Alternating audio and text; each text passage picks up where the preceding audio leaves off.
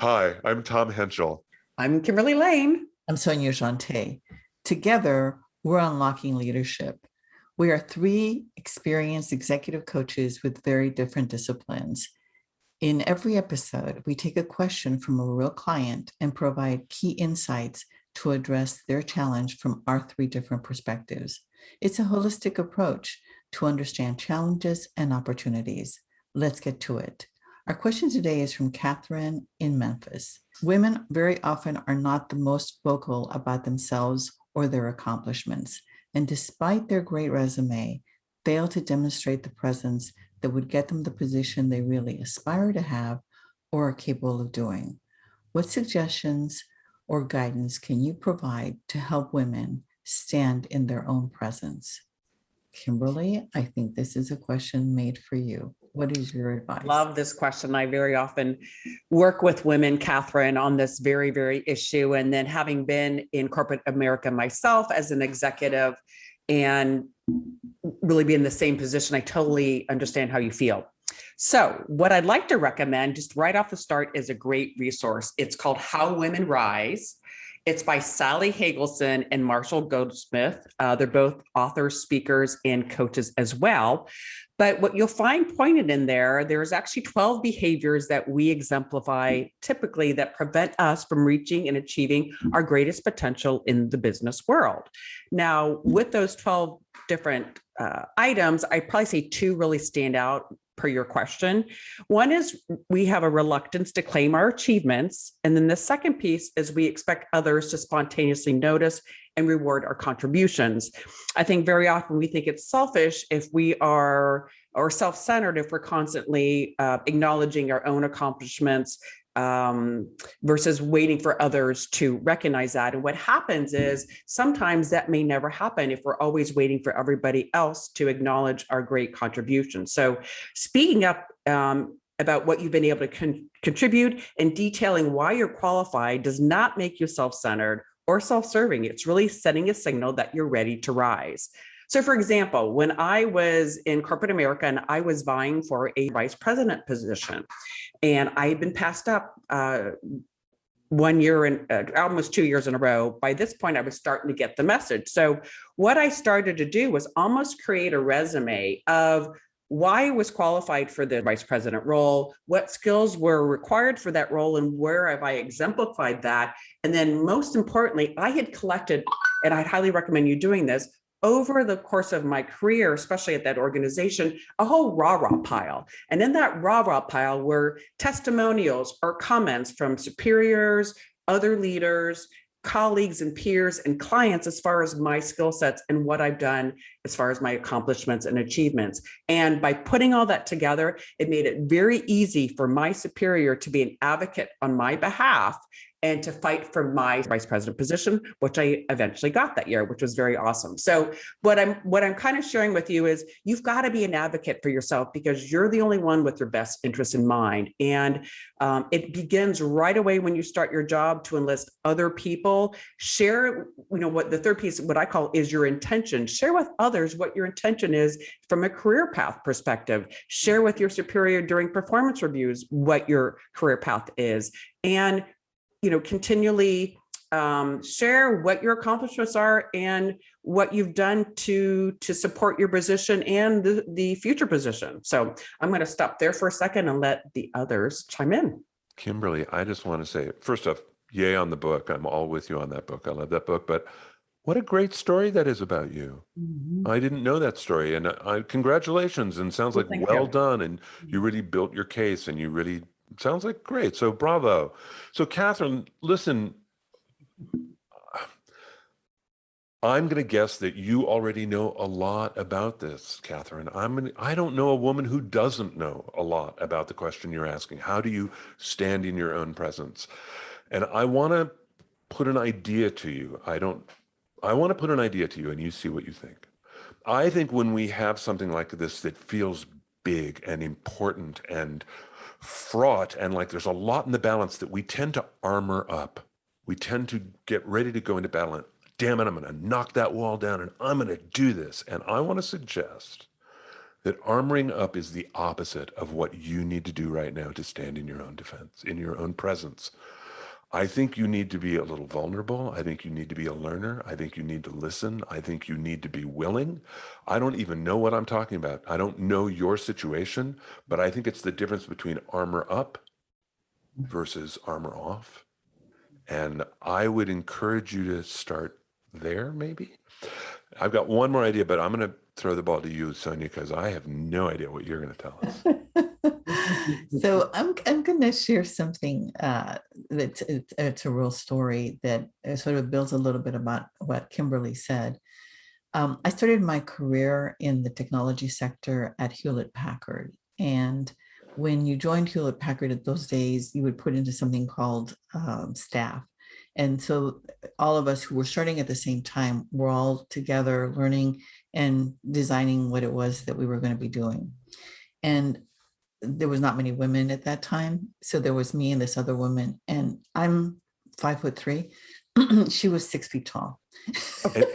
And how many people total? So there's two of you, two women. So there was a total of 30 of us, and there was 2 women. Wow. Oh And my so Lord. she was Lori, tall, and she carried her whole height and everything. And so obviously we had to become friends because there were no one.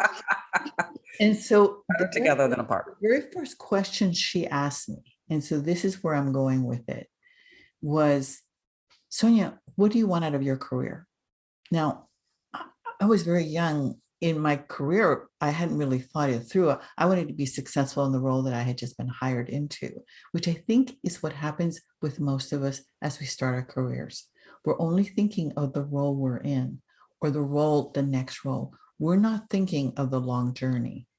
She at that time looked at me and she said, I'm going to be the executive vice president of marketing for a very large firm, probably a $1 billion, $2 billion firm. And eventually then I'll actually be the president of a startup. She was able to tell me that 20 years before it happened. But she was that clear. She had a blueprint for where she wanted her career to go. And because she did, and because all of us knew it and understood it, she gained a lot of respect. And many leaders kept that in the back of their mind as to, we should probably put Lori up for that. We probably should make this open for her. And so she created a lot of allies. I agree with Tom. You don't need to be defensive or anything like that, but it becomes important to be able to do that. And the thing that it brought home to me, because I remember coming home and telling my husband, this woman that I'm working with is telling me the following. And he was like, well, did you answer the question? And I realized then that my home frequency for myself was too small. I wasn't thinking big enough. I wasn't really understanding that it was a journey, and that in that journey, I would have several different areas in which I could make detours, but I had to have a definition for the journey. So I think that creates a lot of confidence. And it took me, I'll be honest, I didn't do it immediately. It took me about 4 years to get to the place where I understood a lot about my journey. And I can tell you that from that point forward, many doors opened up and many people kept me in mind as, I wonder if Sonia would be interested in that. Or whenever my boss or my boss's boss would be going out of town or something like that, and they needed somebody to be representing the group, that was the opportunity for people to be able to be thought of, to be, oh, should that person be attending that meeting? So I was allowed in the room earlier than when I was really at a title to have that. And I think that's important. So that's my advice for you right now. Yeah, I like your idea. It's almost like you volunteered for opportunities to showcase your skills for the next position, which I think is really important, just so people see you in action. And so you come first of mind when another position is open or an opportunity. I think that's really important.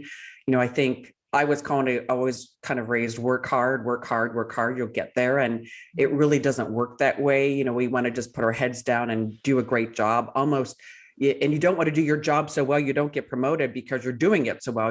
I think even in that book I just referenced, How Women Rise, they talk about don't sacrifice your career by focusing too much on your job, meaning you do your job so well, you're never really thinking about the next step, right? You're never advocating for the next position. And I think embracing others around you and sharing your intent, your blueprint, if you will, of where you want to go is really key to getting your success, Catherine.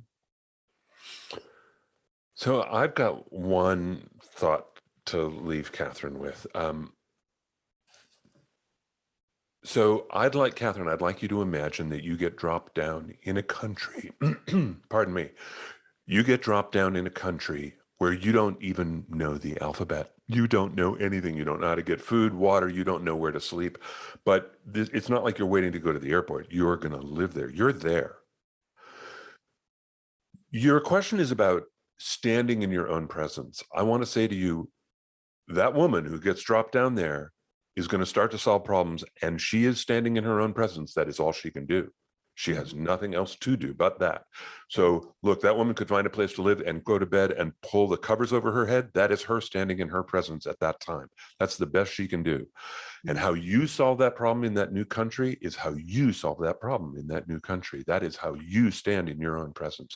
And your sister would do it differently, and I would do it differently, and Kimberly and Sonia would do it differently. But this is how you're going to do it. So I want to say to you, do not be afraid of your voice. If you think you are not being heard, I want to say some of that's on you. Mm-hmm. And you are in the country, and how you show up is how you show up. Go for it. Mm-hmm. Yeah, I thank you so much, Tom. I agree with that.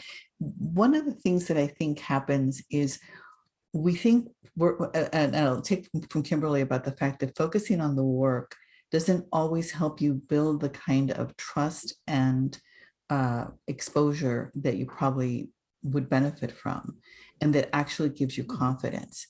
One of the things that I've observed as a coach in certain companies is they create a lot of events where they bring, like I work with companies in the banking industry. So they'll have a lot of events that people can attend, the clients attend, and different people from different functions get to participate as representatives of the company. So when you see yourself as a representative of the organization, you think of yourself as like, oh, I'm at this event, you begin to get a very different understanding of your presence. And I think that that's something to experiment, being in different places and different environments. The last thing I want to say is, do you know what's actually going on inside your mind all the time? What are you constantly repeating to yourself? And so the thing that I have noticed that often stands in people's way is they don't know that that self-talk can be very negative. So if you're wondering, I shouldn't have said that, I can't believe I said that, or whatever, I'm going to ask you to stop being on your case and getting on your side. So you're going to need to come up with reframing thoughts that take it from, well, I did the best I could in that particular situation. I know I can do better. You have to get to a place where your own self-talk is positive. To the extent that you do that, you begin to change your home frequency. Yeah, in order for you to get all the advocates around you for what you want to achieve, you've got to be your best advocate. Well said, Sonia. Yeah, stop beating up on yourself and start being on your side. That's cool. Yeah. That's great. All right. So, hey, Catherine, thank you. Thank you so much for your question. We hope that you and all our listeners, all our viewers, got some tools for showing up more powerfully in the workplace.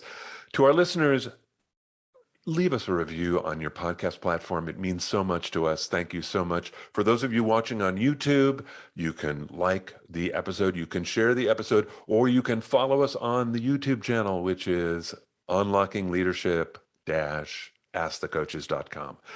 Thanks for joining us today. Listen, by the way, if you have a question, we would love to hear from you. Or if you want to be in touch with any of us, we would love to hear from you. All of our information is in the show notes. Thanks for joining us. Tune in next time to find the keys to unlocking your best leadership. Bye. Bye. Bye.